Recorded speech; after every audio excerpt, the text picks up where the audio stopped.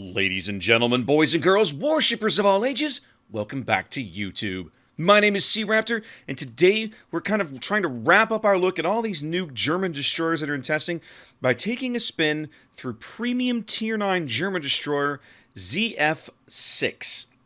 This is a really kind of strange looking ship, and I'm really curious to kind of dig under the hood here and see what you guys think in the comments as we get deeper into this. So definitely let me know. This is not at all what I was expecting when I started looking through this ship. I was like, oh, she'll be a Tier 9 version of Schultz or something. No, not even close, right? We looked at Tier 9's Felix Schultz over in the tech tree, the new German branch. I'll put a link up here if you haven't seen that video. And again, I said it in that video, I'll say it again. Tier 9 is a very crowded tier for destroyers. There is a slew of really good Tier 9 destroyers. So this thing's got some stiff competition. Let's kind of start poking around here and see how we think she's going to stack up. Starting, as we always do with survivability, 17,000 hit points. Now, this is where you start to realize you're not looking at something out of the standard German tech tree, right? 17,000 hit points is pretty pedestrian. It is far below that what you'd find on Z-46 and Z-44. Of course, the previous premium destroyer, Z-44, and then Z-46 over in the tech tree. Of course, is well below Felix Schultz's 24,000 and change. This is Fletcher HP, right? Fletcher's base HP, 17,100. Friesland is in this category. Chungmu about this spot. This is, I'd say, honestly, this is probably a smidge on the low side. A little below average, maybe. There are some ships that are lower than this even. Benham, Ugamo, Oosterjutland, Mogador are all have base HP values lower than this. But there are, at this point, a non-zero number of destroyers that have way more HP than this. All the Tier 9 Russians. We talked about all the other Germans, Kitakazi. So you're kind of in the middle here, right? This is competitive, let's just say. Let's just leave it at that. This is competitive, but not significant. One of the things we kept looking at the new armor schemes was the Germans, was how resilient they are. Does ZF-6 have this problem? No, she doesn't. She's a typical Tier 9 destroyer with 19mm plating throughout, so nothing really noteworthy to look at here. You're going to take 8 pens from HE, opposing destroyer HE, just like everybody else. Maneuverability and concealment. 35 knots of speed, average. Again, there's nothing exciting, nothing to get excited about here. She's not worst in tier, she's not best in tier, she just kind of is right here. I will say 35 is a little on the low end, right? She ties her up with Oosterjutland in black. She's a little slower than Ugamo, and so yeah, I mean, this is not exciting. 670-meter turning circle is, if you're used to handling a German destroyer at Tier 9, this is pretty normal. This is the same turning circle that Z-46 and Z-44 have.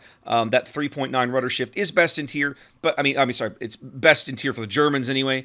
But it's not something you're going to really notice. When the rudder shift time gets this quick, you're talking about a quarter second to go from center post rudder all the way over to hard over. Like, you're not really going to notice the difference there. The turning circle is the bigger number, and yeah, she's going to handle a little fatter than some of her contemporaries. 7.2 base detection, you see there. That's actually with the camo on. Her base detection naked is 7.42. That allows you to rig this thing for full stealth all the way down to 5.83 kilometers. That's pretty good. It's pretty good. It's not best in tier. In a world where Ugamo exists, this will never be best in tier. But it is very competitive for the tier. Much more than you're used to seeing out of German destroyers, right? Typical German destroyer, in the main line, the branch we've had for a while, is fairly chunky, like lots of HP, but a little higher on the detection to kind of balance that out. You see here, ZF-6 fairly average on the HP, and again, fairly average on the detection rate. So 5.8 is not too bad. I can't really complain about this. One of the things about the ship, as I understand it historically, this was the hull of a French destroyer that was captured when the Germans overran France in the summer of 1940. She was never completed, but what Wargaming has done is kind of envisioned the ship as the Kriegsmarine might have completed her, and so that's kind of what ZF-6 here is. It means that you're going to see some weird kind of cross-breeding between things you would expect to see out of a French destroyer and things you would expect to see out of a German destroyer. That's why she has kind of similar health pool to Mogador, as to cherry-pick an example. Let's talk about the main battery, right? Now, we spent all this time looking at the new German line, all those 150 millimeter guns. Here we're back to 128 millimeter guns, very similar to what you'd find on other German destroyers available. They're their equivalent of the 5-inch gun. These are 61 caliber guns mounted in a double barrel turret all the way forward. You can see there, look at the elevator, you can see how this thing is positioned. This is a dual purpose mount. And then she's got 5 of these single barrel mounts all mounted along the center line as you head aft. All of these are dual purpose mounts. So that gives her a little bit of flat, a little bit of long range AA. We'll talk about that in a minute. But the noteworthy bit is typical German destroyer guns, even the 128s maybe fire a little slower than some of their contemporaries. You see here ZF-6 showing a 4-second reload on her main battery. I'm recording this right after they've done a micro patch to buff this ship a little bit based on her initial round of testing over the first 10 days or so of the patch. They buffed her reload time here. It went from 5 seconds down to 4 seconds, so you've already seen an increase there. 11.9 kilometer range, and the shell damage there you see is actually a little less than ZF-6. These guns, in theory, should be almost directly comparable, sorry, I said ZF-6, to Z-46 over in the tech tree, which mounts German 128mm guns. Interestingly enough, they're not direct analogs. These shells, for example, are 50 damage apiece lower, 1450 on the HE, 2950 on the HE, and that fire chance is 1% less. I'm not sure why that is. Both of these ships now have the same base reload, but ZF-6 here has a little bit of a gimp, let's say, in her guns. She has 1 less barrel. Of course, Z-46 has 6 barrels. You see here ZF-6 having only the 5. And ZF-6 has about another kilometer of range, 11.9 base, looking compared against Z-46's 11 over in the tech tree. These turrets also traverse a little slower than Z-46. So, I mean, if you're used to firing Z-46's guns, these should feel pretty similar. What I'm actually curious about, what I haven't looked at, is are these guns the same caliber? They're not. So that's actually noteworthy, right? Z-46 there, you see those barrels are 45 calibers long. When you look at ZF-6 over here, her barrels are 61 calibers long. There is a shell velocity difference there. So the ballistics on ZF-6's guns will be better. Will be notably better. Okay, they'll definitely feel better when you fire them. These aren't going to feel like the 150s we've been talking about over in the other line because, of course, they don't have that ridiculous dispersion ellipse. This 104-meter dispersion ellipse is pretty typical for destroyer guns in this tier. Oh, wrong button. There we go. Torpedoes. ZF-6 comes with a pair of quadruple-mounted centerline mounted quadruple launchers. I'll get it right in a minute. And you see there, 8-kilometer torpedoes with 18,400 alpha. For a German torpedo, kids, that is really, really high. And the reason for that is this is where you're seeing some of her French origin leak through. These are very similar, if not identical. Let me have a quick check here. Are these identical torps to Mogador? I think they're pretty close.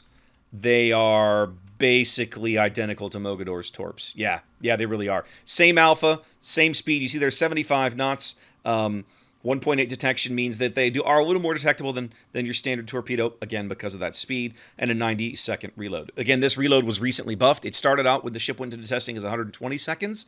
This is now showing 90 seconds. That brings her torpedo DPM up significantly. This is really nice, guys. This is really nice. This is a ship you're giving Mogador torpedoes to, and Mogador's torpedoes are pretty awesome, that has significantly better detection than Mogador, right?